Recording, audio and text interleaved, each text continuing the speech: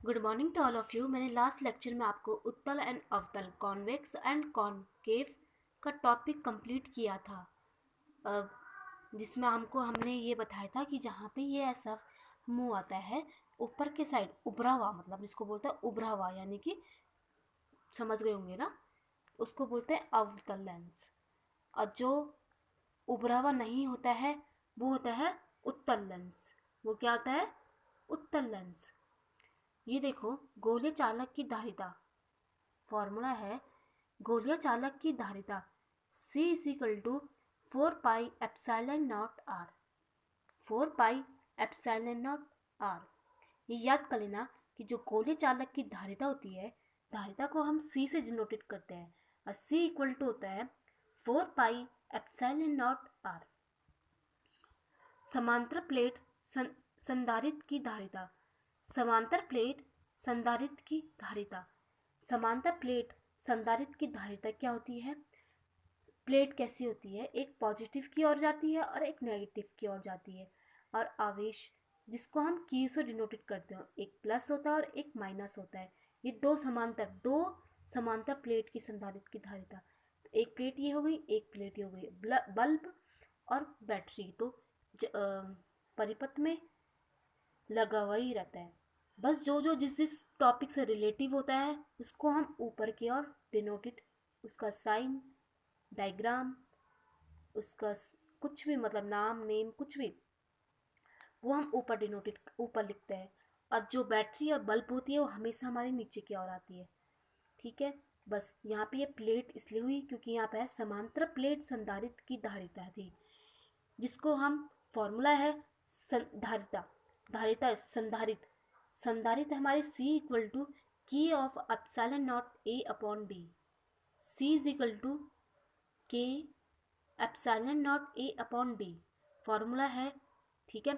ये दो फॉर्मूले थे, एक था गोले चालक की धारिता और एक थी समांतर प्लेट संधारित्र की धारिता। और ये डायग्राम भी देख लेना आप, ठीक है, ढंग से, जहाँ पे C है धारिता और D है डिस्टेंस। ओके, इसको देख लेना अच्छे से।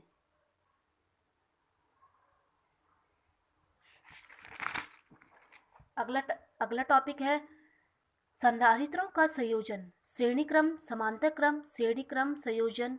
वैद्युत धारा का मान सदैव नियत रहता है, किंतु विभवांतर भिन्न भिन्न रहता है। किंतु विभवांतर भिन्न भिन्न रहता है, ये मैंने 2 बार लिख दिया है कि किंतु विभवांतर भिन्न भिन्न रहता है। समांतर क्रम संयोजन में वैद्युत विभव का मान समान, परंतु वैद्युत धारा का मान भिन्न भिन्न होता है। श्रेणी क्रम में संयोजन वैद्युत धारा का मान सदैव नियत रहता है, किंतु विभवांतर क्या होता है? भिन्न भिन्न रहता है। लेकिन समांतर क्रम में जस्ट अपोजिट होता है, जिसमें संयोजन वैद्युत विभव का मान समान रहता है, परंतु धारा क्या होती है? भिन्न भिन्न होती है। इसका जस्ट अपोजिट श्रेणी क्रम एंड समांतर क्रम। नेक्स्ट है ampere, voltmeter. Ampere, AMP, voltmeter, voltmeter Hindi में लिखा है, इंग्लिश में भी लिखा है। गैल्वेनोमीटर जो डायरेक्शन बताता है, गैल्वेनोमीटर क्या बताता है? डायरेक्शन बताता है।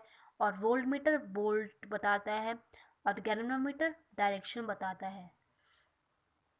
वैद्युत धारा की वैल्यू बताता है, वैद्युत धारा की वैल्यू बताता है। ठीक है। और ये डायग्राम देखो, फिर वैसी बल्ब और बैटरी तो नीचे की ओर रहेगी, लेकिन ऊपर क्या है? बल्ब।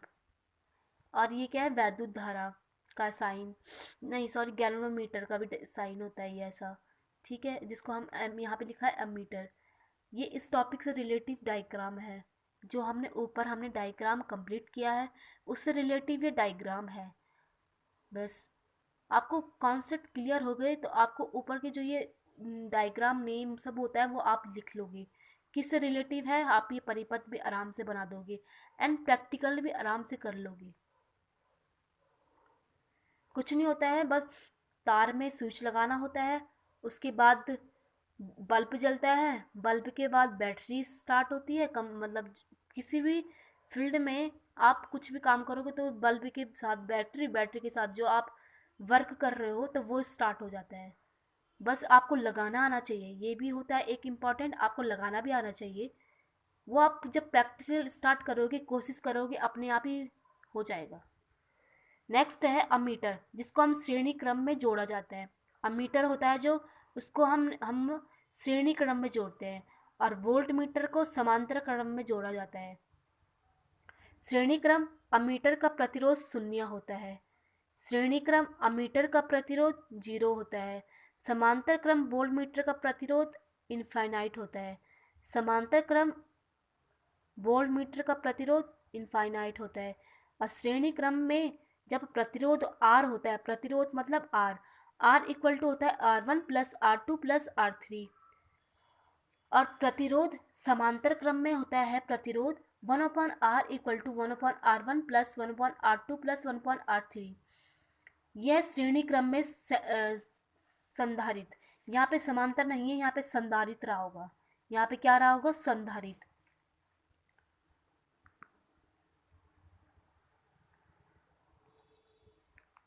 यहाँ पे क्या हो रहा होगा? संधारित। ठीक है, जिसको संधारित सी से डिनोटेट करते हैं। प्रतिरोध को R से, उसका श्रेणी क्रम और समांतर क्रम आपको पता चल गया होगा कि कैसे लिखते हैं। वो उसका जस्ट अपोजिट है संधारित। संधारित को हम जब श्रेणी जो हमारा प्रतिरोध था उसको हम कैसे लिखते थे? श्रेणी क्रम में U में लिखते थे। पर लेकिन यहाँ पे संधारित में 1/C 1/C1 plus 1/C2 plus 1/C3 लिखते हैं। और यहाँ पे समांतर क्रम है, समांतर क्रम में क्या लिखते हैं? C is equal to C1 plus C2 plus C3, जबकि हम प्रतिरोध में 1/, में लिखते हैं। ठीक है, इन दोनों में संधारित और प्रतिरोध में यही डिफरेंस है। फिर डायग्राम है जब श्रेणी क्रम और समांतर क्रम में, देखो कैसे डिनोटेड किया है। ये क्या हो जाएगा हमारा? श्रेणी क्रम। समांतर क्रम में देखो कैसे होगा, ये क्या होगा? श्रेणी क्रम होगा, क्योंकि 1/C1 तो अपन में चले गया। और ये क्या है? समांतर क्रम में है, तो U में ऐसे C1 C2 C3 ये है। ठीक है, ये श्रेणी क्रम हो गया और ये समांतर क्रम हो गया। ठीक है, अब इसको देखो, एक क्वेश्चन है C1 C2, तो ये किस उसमें लगे हुए हैं? परिपथ में लगे हुए हैं। समांतर क्रम की श्रेणी क्रम? श्रेणी क्रम में। फिर जब हम इन दोनों को सॉल्व कर देंगे, फिर उसके बाद इन दोनों में क्या होगा? समांतर क्रम में होगा। फिर उसके बाद जब हम इसको जब हम ना ये दोनों पहले सॉल्व कर दिया, फिर हमने इन दोनों को सॉल्व किया line to line wise, step to step wise चलेंगे, क्योंकि ये पहले डब्बा है ना, इस डब्बे को सॉल्व करेंगे।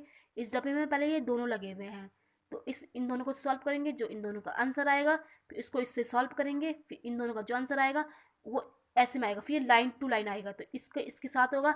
फिर ये क्या लग गया है? श्रेणी क्रम में। पहले श्रेणी क्रम में था, फिर समांतर क्रम में था, फिर श्रेणी क्रम में हो गया। आपको कुछ समझ में आ गया होगा वैसे तो। अगर आपको ये चीज़ ये और ये पता चल गई होगी ना, ये वाली, तो आप आराम से क्वेश्चन भी कर लोगे कि ये किस परिपथ से श्रेणी क्रम में लगा है कि समांतर क्रम में लगा हुआ, आराम से आपको पता चल जाएगा। तो फिर उसके बाद देखो, जब हमने ये दोनों ऐसे नीचे के लिए लगे हुए हैं, नीचे के लिए यानी कि 1/C1 1/C2 1/C3 ऐसे करके अपॉन में लगे हुए हैं ना, तो हमने ये क्या करा? 1/15 प्लस 1/10 रख दिया। जो ये 15 और 10 है, इन दोनों को क्या कर दिया? अपॉन में लिख दिया। उसके बाद क्या किया? इसका एलसीएम लिया। 15 और 10 का एलसीएम क्या होता है? 30 होता है। फिर उसके बाद 15 की जो टेबल है वो 15 की टेबल 13 में कितनी बार आती है? 2 जा आती है ना, तो 2 से यहाँ पे मल्टीप्लाई किया, प्लस बीच में प्लस। 10 की टेबल में 30 कितने बार? 3 बार आता है, तो 10 को क्या कर दिया? 3 से मल्टीप्लाई कर दिया। उसके बाद 15 2 जा 30, यहाँ पे 10 3 जा 30, तो 30/30 कितना हो गया? 1 आ गया। ठीक है, उसके बाद क्या हो जाएगा? फिर जो इसका आंसर आया, यहाँ पे 15 है ना, हाँ, उन्होंने क्या किया, मतलब मैंने जो किया था आपका, फिर उसके बाद जो ये आंसर आया है यहाँ पे, ठीक है, उसको और इस 10 को पहले करना है। इस लाइन टू लाइन वाइज चलेंगे, इसको बाद में करेंगे सॉल्व। इन दोनों को क्या, अब जो आंसर आया उसको इसके साथ करना है। इसको इसके साथ किया हमने, जो 15 आया हमारा आंसर। ठीक है,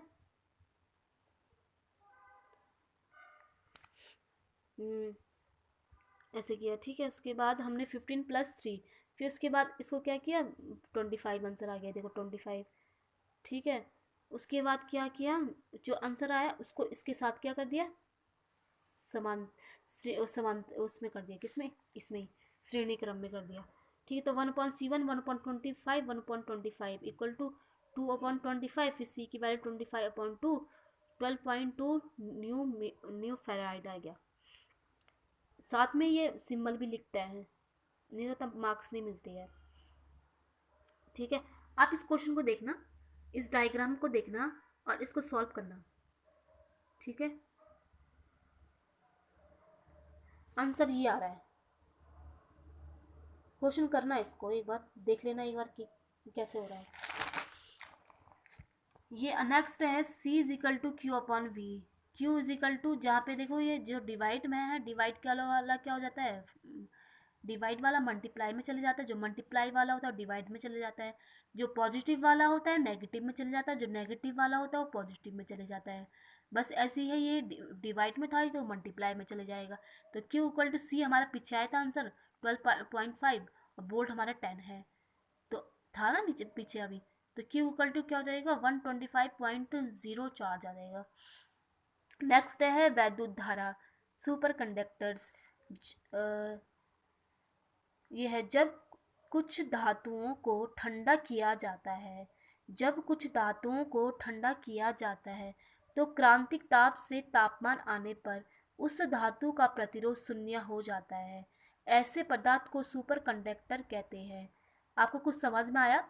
जो कुछ धातु होते हैं वो जब हम उनको ठंडा करते हैं तो क्रांतिक ताप से तापमान आने पर उस धातु का प्रतिरोध शून्य हो जाता है।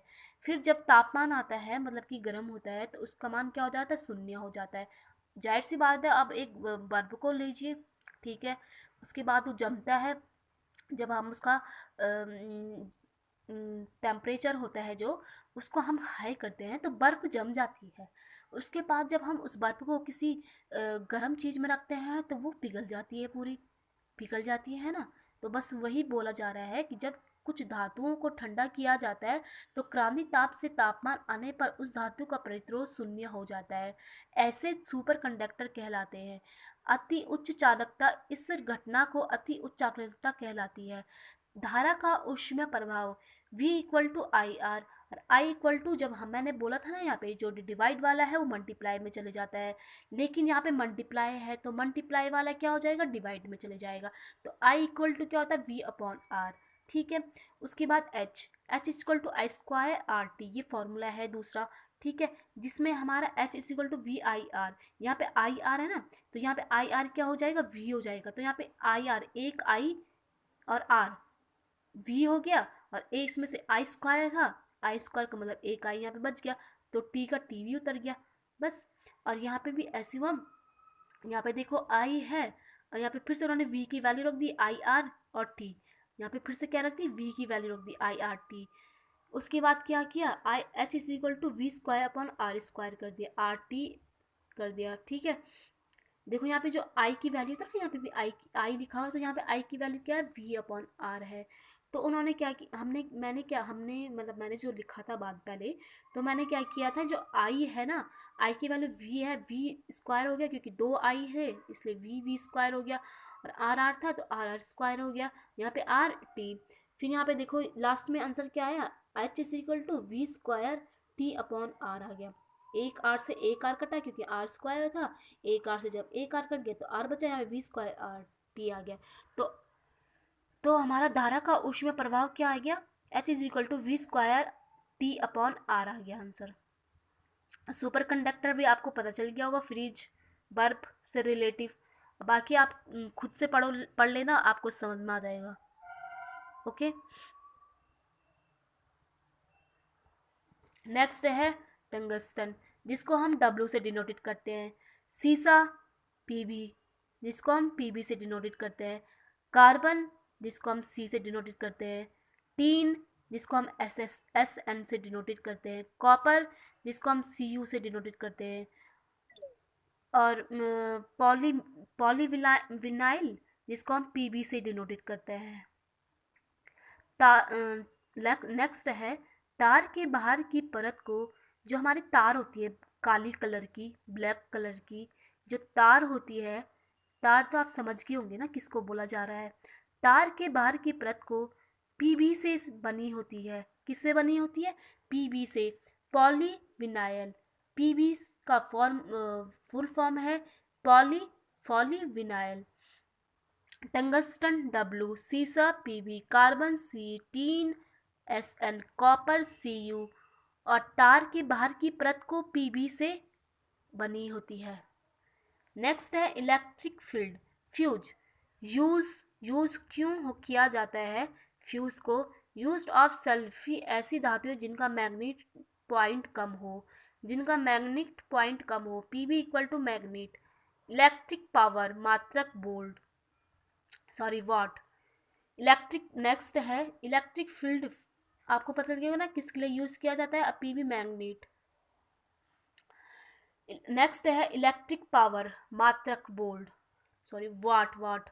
इसको मात्रक क्या है इलेक्ट्रिक पावर का? वाट। किलो पर हावर, किलो वाट हावर, KWH, किलो, K को क्या किलो, W को वाट, H को हावर, ठीक है। और P इक्वल टू होता है W/T। फॉर्मूला है इलेक्ट्रिक पावर यानी कि P is equal to W/T। फिर P is equal to VI, तो P is equal to I²R, क्योंकि V is equal to IR होता है, ठीक है। P is equal to formula था ना अभी पीछे की IR, तो एक I इसमें आ गया, ये R है, ये एक I ये था इसलिए I² हो गया, ठीक है, समझ में आ गया होगा। फिर P is equal to V²/R हो गया, क्योंकि फिर से उन्होंने IR की वैल्यू क्या कर दी, V रख दी, तो V R को नीचे रख दिया यहाँ पे ना। V इक्वल टू क्या होता है IR। फिर उन्होंने जो ये था ना यहाँ पे I, एक I ये था, एक I ये था, एक R ये था, यहाँ पे I² हुआ ना ये वैल्यू। फिर उन्होंने क्या किया, यहाँ मैंने क्या किया था, ये कैसे हुआ, जो यहाँ पे ये वैल्यू थी ना उसको हमने फिर से V लिख दिया, तो यहाँ पे P is equal to V² कर दिया, ठीक है, और R भी साथ में रहेगा। फिर क्या हुआ कि जो P है, P इक्वल टू क्या हो जाएगा, V²/R, ऐसे कर दिया ना तब, तो ऐसे हो गया ये V² इक्वल टू P, ठीक है। और ये P इक्वल टू क्या हो जाएगा, V²/R, जो ये R है अपॉन में चले गया, P की वैल्यू निकल गई, फॉर्मूला आ गया। 1 किलोवाट हावर में क्या होता है, 1000 इक्वल टू 3600। 1 किलोवाट हावर की वैल्यू आ जाएगी 3.6 इंटू 10⁻⁶ जूल। फार्मूला है यूनिट, अगर इसमें हमको वाट डे हावर्स निकालना होता है ना, तो फार्मूला होता है watt into hours into day upon 1000। ये फार्मूला होता है जिसमें हमको किलोवाट हावर निकालना होता है। इलेक्ट्रिक पावर जो तार के द्वारा होती है, जिसमें हमको वाट हावर्स डे निकालना होता है ना, तो ये वाला फार्मूला होता है।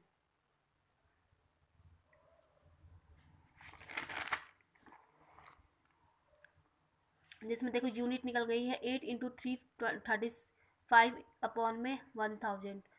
कितने डेज होता है हमारे, 365 ने, इसलिए 365 से मल्टीप्लाई किया और अपॉन में 1000, फिर मल्टीप्लाई किया, तो आप ऐसे देख लो कैसे कैसे हो रहा है ये। नेक्स्ट है ये थोड़ा अच्छा टॉपिक है, देख लेना एक बार। वैद्युत धारा के प्रकार, एसी है इलेक्ट्रिक करंट, डीसी है डायरेक्टेड करंट, प्रत्यावर्ती धारा एंड दृष्ट धारा, जिसको ऊपर एसी को प्रत्यावर्ती धारा और डीसी को दृष्ट धारा से डिनोटेड किया जाता है। एम्पलीट्यूड, आयाम एंड टाइम। देखो ऐसे में जो चाहती है ना, वो है alternating current, bulb, solar example जैसे, और चार्ज, ठीक है। और ये होता है डायरेक्ट करंट। डायरेक्ट करंट क्या होता है, सीधी सीधी सीधी होती है, डायरेक्ट करंट तो सीधी सीधी होती है ना। अल्टरनेट करंट यू में होती रहती है। तो करंट से रिलेटिव टॉपिक था ये। तो अल्टरनेटिव करंट मैंने बता दिया है कैसे घूमता है, और डायरेक्ट करंट कैसे होता है, सीधे सीधे होता है, ठीक है। बल्ब 1 सेकंड में 50 बार बंद और जलती है। ये वाला क्वेश्चन देखना बड़ा अच्छा है। 1 सेकंड में जो बल्ब होती है हमारी, देखना एक बार अपने रूम पे ही जा करके देखना, नोटिस करना एक बार कि 1 सेकंड में बल्ब कितने बार बंद और जलती है, बंद होती है फिर जलती है, फिर बंद होती है फिर जलती है, कितने बार जलती है, 50 बार जलती है। नेक्स्ट है advantage of AC and DC. AC के उत्पादन सरल हैं। दूसरा, जिसमें सरल डीसी में रूपांतर किया जाता है with the help of a rectifier. और एसी में ऊर्जा का ह्रास बहुत कम होता है। नुकसान, फिर है नुकसान, ठीक है। नुकसान है AC and DC. Advantage, AC होता है अल्टरनेटिक आकर्षण और डीसी होता है प्रतिकर्षण। एसी होता है घर में आती है बिल और डीसी होते हैं बैटरी के बाद। एसी क्या होती है हमारी, जो हमारा घर में जो बिल आता है ना, वो एसी होता है अल्टरनेटिंग करंट, ठीक है। लेकिन जो बैटरी के बाद जो बिल, बैटरी के बाद जो क्या बोलते हैं लाइट या बिल बुल आता है, वो डीसी होती है। पीई ये होता है अल्टरनेटिंग आकर्षण, जो नेगेटिव की ओर होता है। रिपल्सन, जो प्रतिकर्षण होता है पॉजिटिव। ये दो टाइप्स में होते हैं। यूज इक्वल टू वैल्यू होती है mgh, और होते हैं एक नेगेटिव एक पॉजिटिव होती है ना, अल्टरनेटिंग एंड रिपल्सल। तो जिसमें नेगेटिव होती है वो नेगेटिव mgh, और जो पॉजिटिव होती है mgh। U is equal to mgh।